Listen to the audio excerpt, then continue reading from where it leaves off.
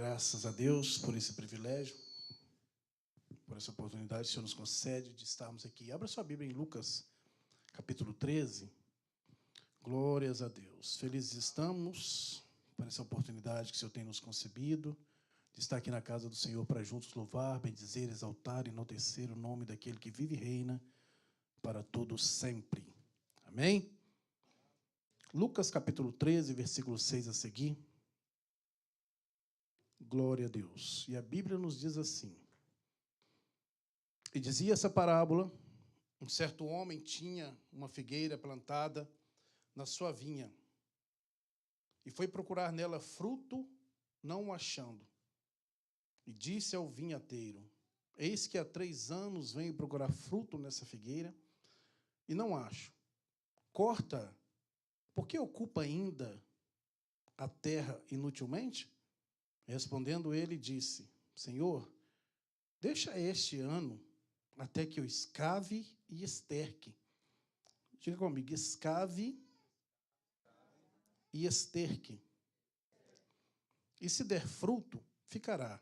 Se não, depois a mandará cortar. Amém?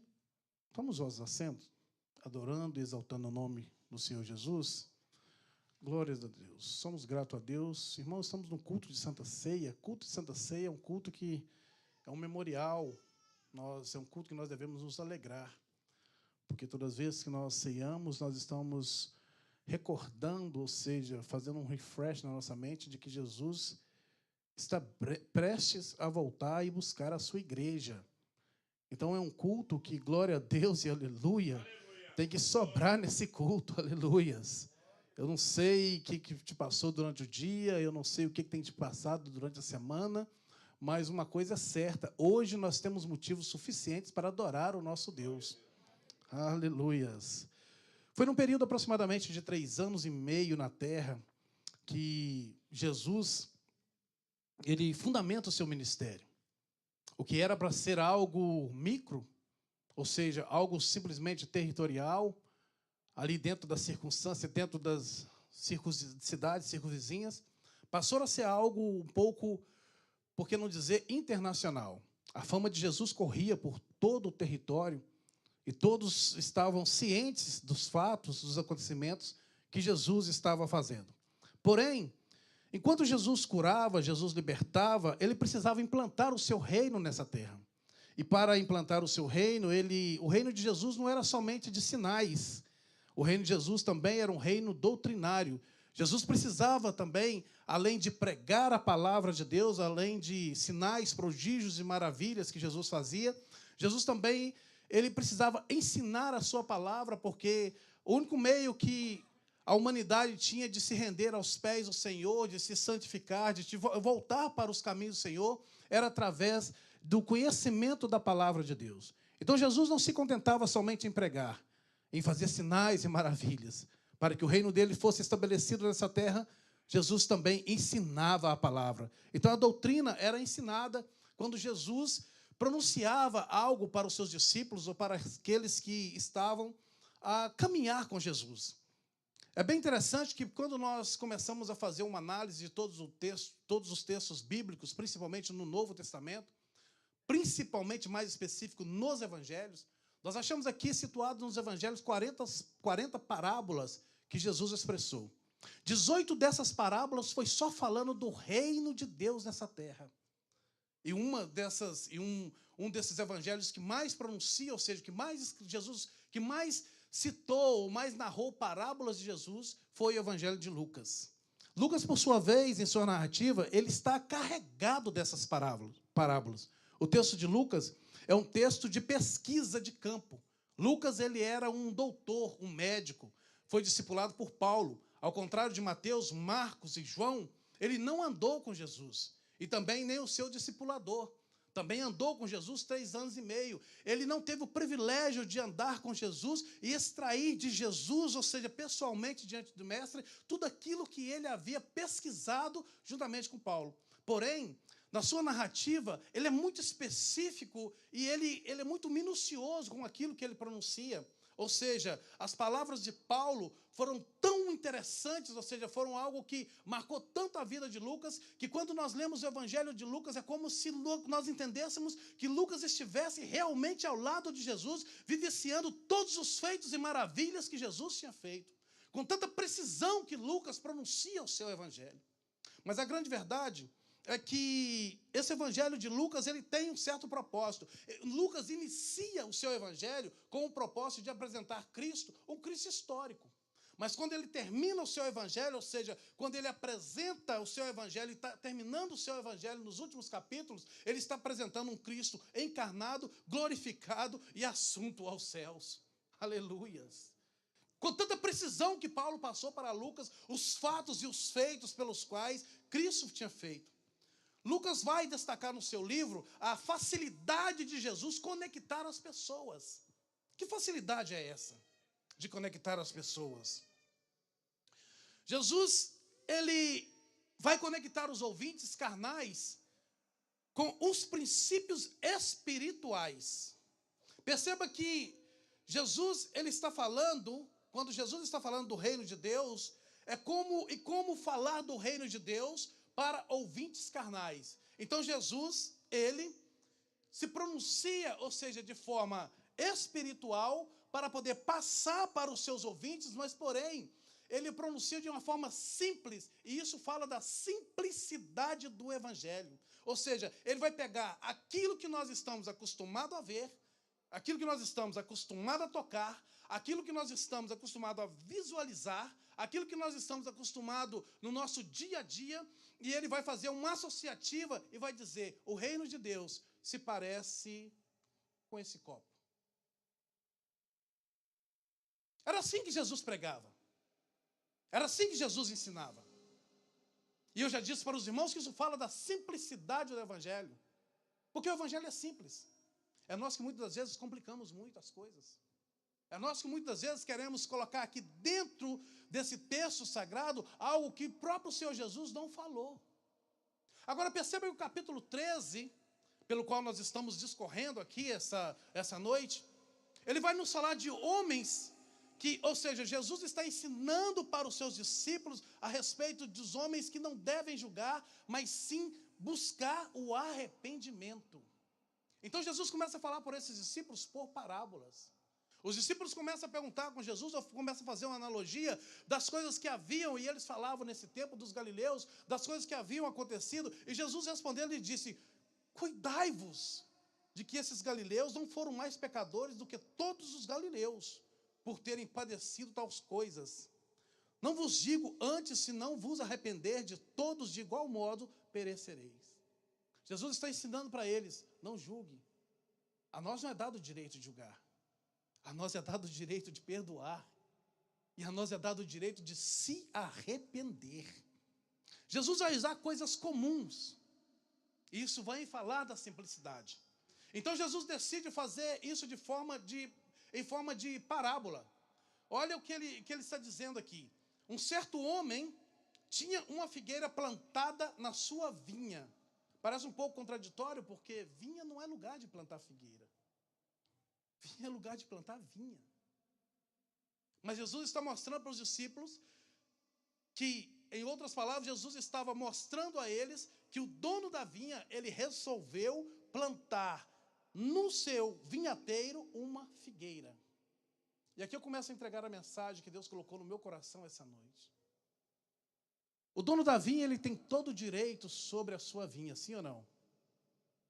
O dono da vinha, ele tem todo o direito sobre a sua vinha, sim ou não? Mas ele também é dono da figueira.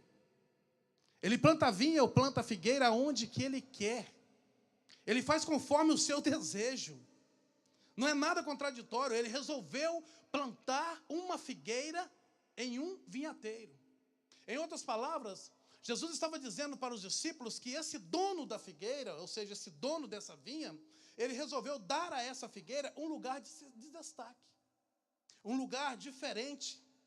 Por ser o dono da vinha e dono da figueira, ele planta a figueira aonde ele quer.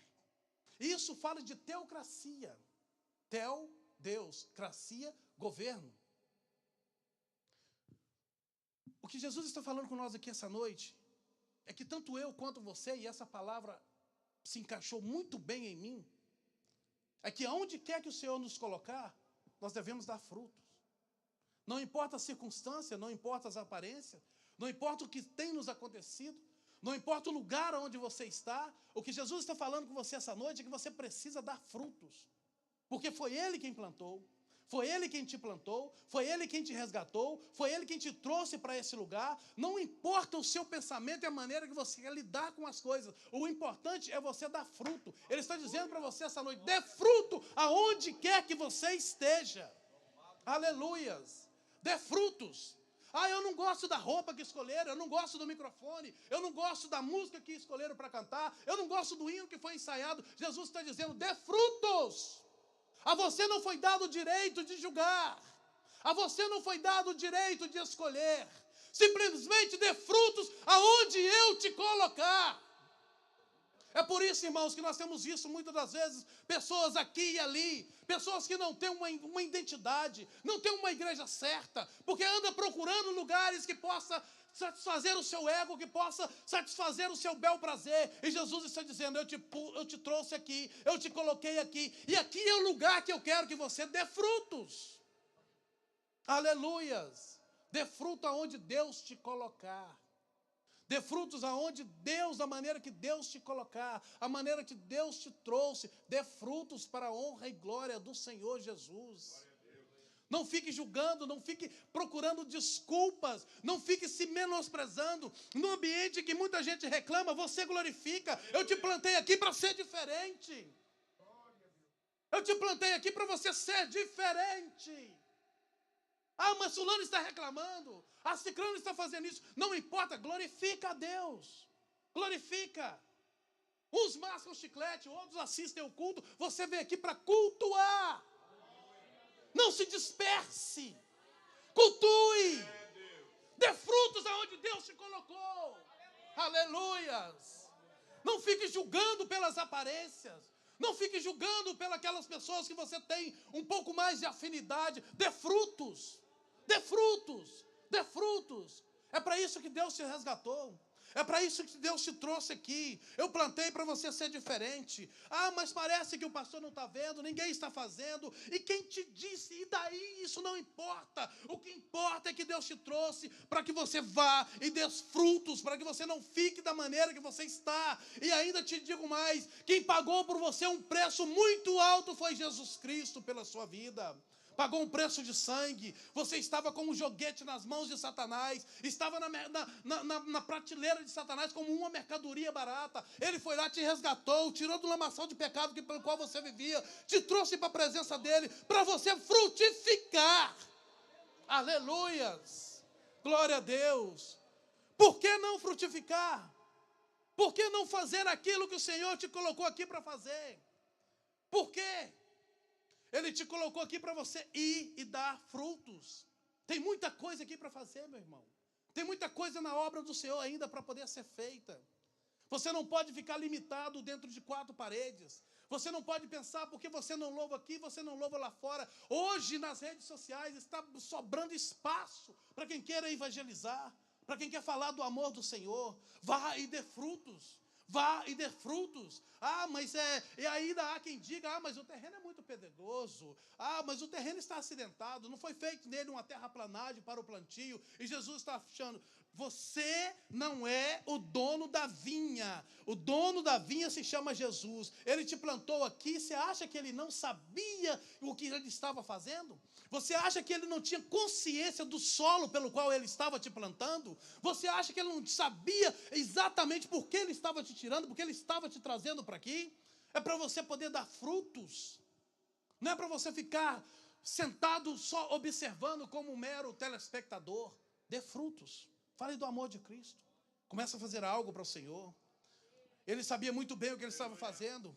Eu te plantei aqui porque eu te conheço. Eu conheço o solo, eu conheço a sua capacidade. Eu conhecendo o solo e conhecendo a sua capacidade, eu vou requerer de você aquilo que você pode dar. Preste atenção nisso que eu estou te falando. Os céus nunca, ou seja, Deus nunca vai requerer de você aquilo que você não pode oferecer, que você não pode gerar, que você não possa fazer. Deus está cobrando de você aquilo exatamente que você possa dar. Aleluia! Glória a Deus. Dê frutos. Dê frutos. Olha o texto. E procurou nele fruto. Fruto aqui está no singular. Porque Deus não está atrás de números. Deus está atrás de excelência. Deus não está dizendo aqui, ou seja, o Senhor não está nos dizendo aqui essa noite, cuidado com a numerologia. Ou seja, a numerolatria. O que é isso? É o mesmo pecado pelo qual passou Davi. Deus nunca pediu que Davi fizesse para ele um censo. Deus não está preocupado em quantidade. Deus está preocupado em qualidade. A Bíblia vai nos dizer no capítulo 33 de Êxodo que 600 mil homens saíram do Egito. Era uma congregação de quase 2 milhões de pessoas, porque 600 mil homens, fora mulheres e crianças, saíram do Egito. Moisés sobe ao céu, sobe ao monte para poder falar com Deus. Deus vira para Moisés e diz: desce, o seu povo já pecou. Deus não desceu. Em contrapartida, no exílio babilônico, tinha 3 jovens que assentaram no seu coração que não iriam usufruir dos afazeres do rei. Ou seja, não iria provar da comida do rei. E assentou no seu coração. A Bíblia diz que o rei manda aquecer a fornalha 7 vezes mais. Era uma congregação de somente 3 membros. Mas tinha qualidade na adoração. Tinha qualidade naquilo que eles estavam propondo para Deus. Então Deus disse, o rei manda jogar os seus súditos, jogar esses 3 jovens dentro da fornalha, a ponto de os súditos que estavam do lado de fora serem queimados. Ele disse, nós jogamos 3, e eu vejo 4, e um semelhante ao Filho do Homem. Era Jesus Cristo que estava com ele. A Bíblia diz que onde estiver 2 ou 3 reunidos no meu nome, adorando, buscando a minha presença, eu estou no meio deles. Então não há o porquê de você não dar fruto. Não há o porquê de você ficar aí pensando de que não tem espaço, de que você não vai fazer. Nunca foi quantidade, e sim qualidade. É o que Deus busca. É uma verdadeira adoração. É você não se importar com quem está aqui pregando, com quem está louvando. É você vir para dentro de um culto para poder cultuar ao Senhor. Você adorar ao Senhor. É perceptível. É perceptível quando tem alguém aqui na frente com posição ou com cargo ainda maior e as pessoas querem aparecer, querem buscar, ou seja, mostrar um lado espiritual que não tem. Sabe por quê? Porque são só folhas. São só folhas. Eu procurei conhecer um pouco a respeito da figueira. Procurei conhecer um pouco, procurar saber o que realmente era a figueira. E um pé de figueira, eu notei que ela é diferente das outras frutas, porque as outras frutas produzem frutos que ficam expostos. E a figueira, ela produz um fruto que fica por trás da folha. Então perceba que, muitas das vezes, é por esse motivo que a Bíblia vai nos dizer que ele procurou nela frutos e não achou. Por isso que é possível você passar perto de uma figueira suntuosa e dizer, está carregada de frutos. Mas você só vai ver folhas e não ver frutos. Sabe por quê? Muito barulho, muito oba-oba, muita coisa que não agrada a Deus e está achando que está cheio de frutos, na verdade são folhas. Mas Deus está chamando a nossa atenção aqui essa noite. Deus está dizendo, vá e dê frutos. O Senhor está dizendo aqui essa noite, há no nosso meio muitos que olham para a nossa vida conjugal, para a nossa vida financeira, para a nossa vida espiritual e só percebem folhas e acham que nós estamos carregados de frutos. Mas eu vejo aonde ninguém vê. O Senhor está falando ao nosso coração aqui. Eu vejo aonde ninguém vê. Eu vejo aonde ninguém vai, aonde ninguém pensa que possa existir algo. Eu estou ali, eu percebo todas as coisas, eu sei de todas as coisas. Eu procuro aonde ninguém procura, vasculho aonde ninguém vasculha. Eu estou vendo somente folhas e não estou vendo frutos. Tem muito barulho, mas são só folhas. Sabe por quê? Porque o que faz barulho quando o vento bate numa árvore é as folhas. Fruto com fruto não dá barulho. Folhas dão barulho. Então Deus está chamando a nossa atenção aqui essa noite. Deus está falando comigo. Quando eu estava preparando essa mensagem, eu disse para minha esposa, eu não sei o que eu estou fazendo da minha vida, porque eu preciso gerar frutos. Eu preciso gerar frutos. Eu preciso gerar fruto. Fruto digno de arrependimento. Aleluias. O dono da figueira disse assim: corta, há 3 anos procuro fruto nessa figueira e não acho, pode cortar. Mas eu, o vinhateiro, ou seja, aquele que é a presença do Espírito Santo, que vive com Ele, que está conosco no nosso dia a dia, espere um pouco. A Bíblia diz que o Espírito Santo, ele intercede por nós com gemidos inexprimíveis. E diz assim: mais uma chance, dê a Ele mais uma chance. Dentro de uma lógica, era suposto cortar. Mas o Espírito Santo, que intercede por nós com gemidos inexprimíveis, está dizendo aqui essa noite: dá mais uma chance, não corta não. Eu conheço a estrutura dela, eu conheço a estrutura dele, eu conheço a raiz, eu sei dos seus traumas, eu sei dos seus problemas, eu sei das suas dificuldades, eu sei do que você está passando. Dê a ele mais uma chance, mais uma oportunidade. Aleluia, aleluia, aleluia, Jesus. Dê a ele mais uma chance. O Espírito Santo está bradando no coração de Deus: nos dê mais uma chance. Dê a ele mais uma chance. E é engraçado que aí o dono da vinha chega para ele e diz assim: ok, está bem. Se você acha que tem recurso, que não é para dar outra oportunidade, não é para cortar, então vamos ver o que você vai fazer. Aí o vinhateiro vem, que todos os dias está conosco até a consumação dos séculos, diz assim: eu vou escavar. Porque uma árvore, e aqui eu já caminho para o final, normalmente, ela, quando você não está sendo capaz de frutificar, o problema dessa árvore, quando ela não está sendo capaz de frutificar, o problema não está no seu tronco, o problema não está nos seus galhos, o problema está na sua raiz. Sabe o que o Espírito Santo está falando aqui? Eu conheço o profundo de cada um. Eu vou escavar. E quando eu escavar, eu vou tratar no íntimo, no profundo, aonde ninguém espera, aonde existem traumas, aonde existem problemas, aonde nós estamos vivendo coisas que nós não relatamos nem para o nosso cônjuge, coisas que nós só falamos para Deus e somente Ele conhece. O Espírito Santo está falando: eu vou tratar.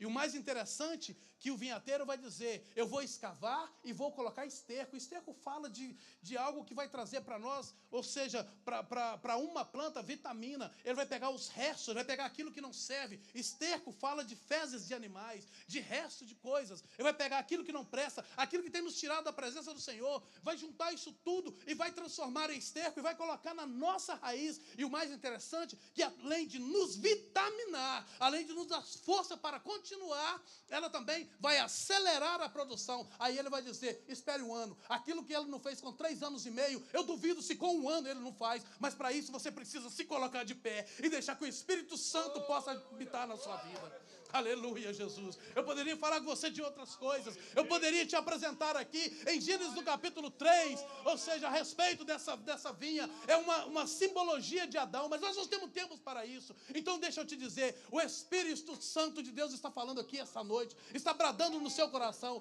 Se coloque na presença do Senhor, comece a buscar o Senhor, comece a dar fruto aonde é que você está. É com as suas habilidades, é com aquilo que você tem. Deus está te dizendo: dê frutos, dê fruto, dê fruto, dê fruto.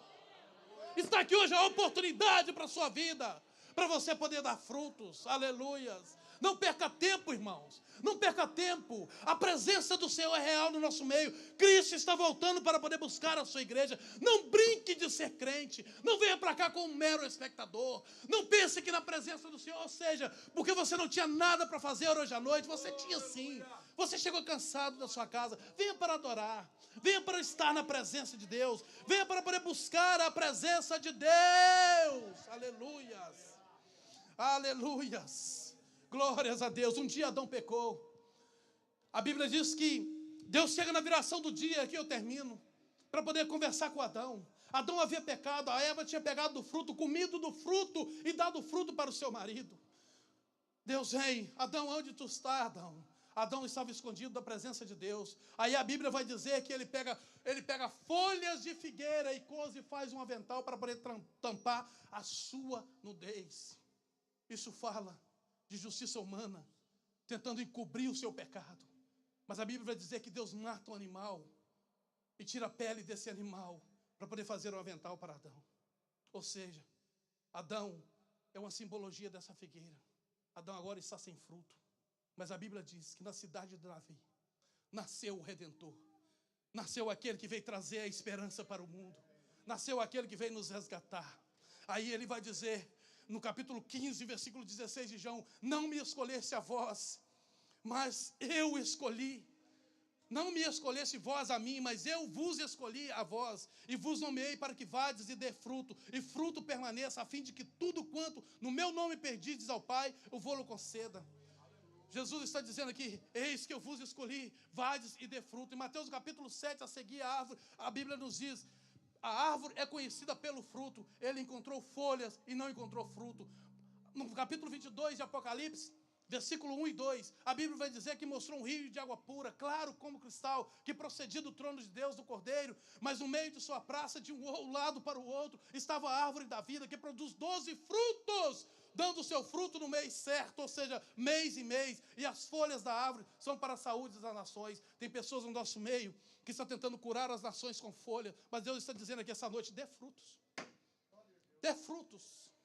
Vamos orar. Aleluia, vamos orar. Urimande cantará, bassuriande cantarai. Levante as suas mãos para cima com um ato de adoração. Coloque uma das mãos no peito e diga, Senhor, estou aqui para te dar frutos.